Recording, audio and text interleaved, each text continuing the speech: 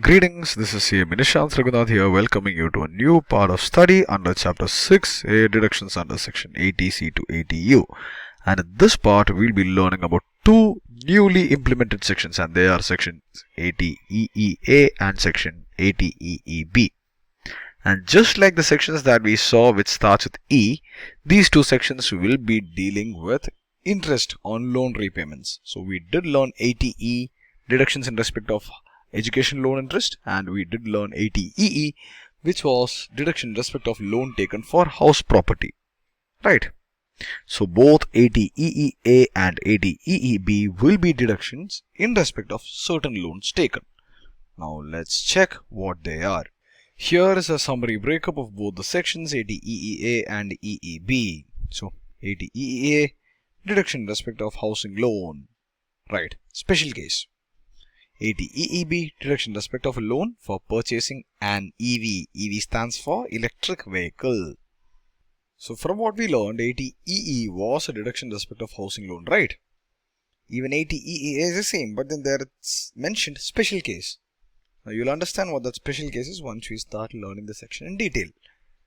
So what I've done here is I've taken 80EE as it is and made the necessary changes so that it is modified into 80EEA.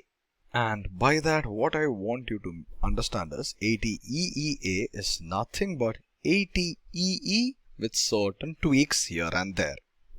Now let's check what those tweaks are. So 80EEA, deduction for loan in respect of certain house property. Okay. First and foremost, eligible assessee. Individual not eligible for section 80EE. So if there is an assessee who is eligible for 80EE, he or she cannot claim 80EEA. Alright. So if you notice, I've changed the color here to blue. What I did there was I took the same 80EE, copied and made a new slide, and the additions or the modifications that I've made, I've done it in different colors.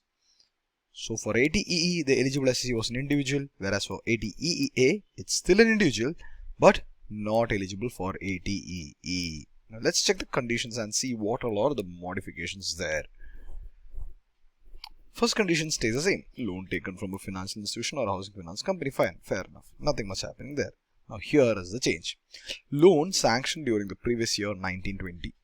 For EE, if I remember correctly, the previous year was 1617.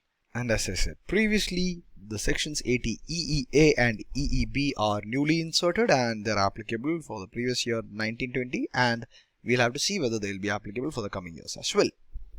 Right. The next condition. Assessee does not own any residential house property on the date of loan being sanctioned. It's the same section as applicable for EE as well. Hence, there is no change in color. Okay. Fourth condition. No condition on amount of loan. If you remember, for 80EE there was a provision, there was a condition stating that the amount of loan should not cross rupees 35 lakhs. But as for 80EEA, there is no such condition. And since there is no such condition on the amount of loan, I have changed the color to red so that let you stay alerted on the point that there is no limit on the amount of loan. So after the amount of loan, what we learned in 80EE was regarding a condition on the amount of the house property, the value of the house property. There is a clause similar to that for 80EE as well, but the value limit changes. Let's check. The stamp duty value of the house property does not exceed rupees 45 lakhs. For 80EE, it was 50 lakhs. For 80EEA, it's rupees 45 lakhs.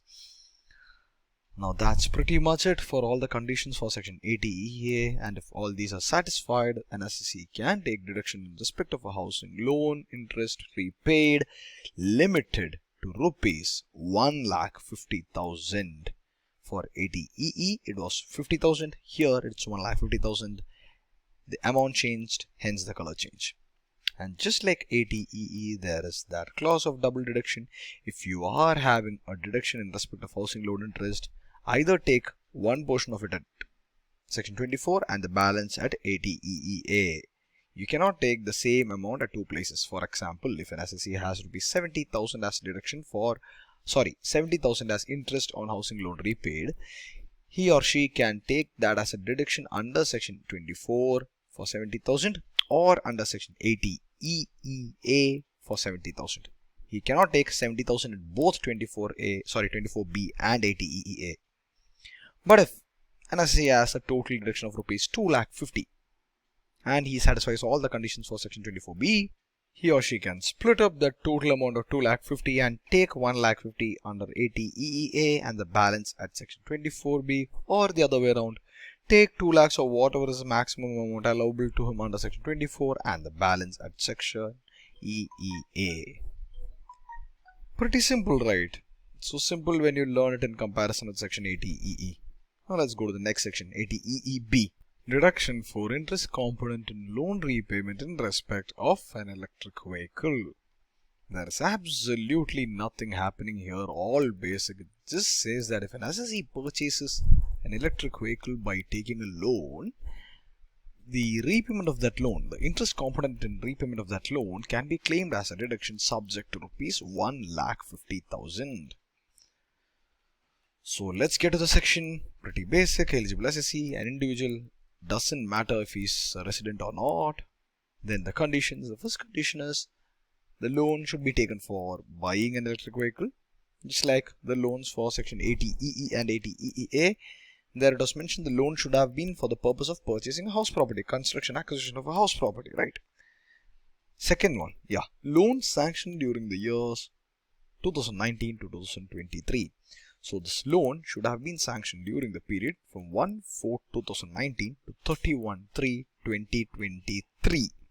Got it? Well, that's it. If the above conditions are satisfied, a deduction will be available for the interest payable restricted to rupees 1,50,000. There is nothing much to say here as well. That's all about this section. I hope you guys understood both these sections of EEA and EEB. So in total we have 4 sections under section 80C to 80U which pertains to interest on loan repayment. 80E was interest on higher education loan. 80EE was interest component on loan repayment of house property loan. 80EEA was again interest component on loan repayment for house properties, special cases, and 80EEB was for a deduction for interest repayment in the loan which was taken for purchasing acquisition of an electric vehicle. So I'm assuming you understood the lesson pretty well. And with this, I am closing this section. See you in the coming videos. Take care and goodbye.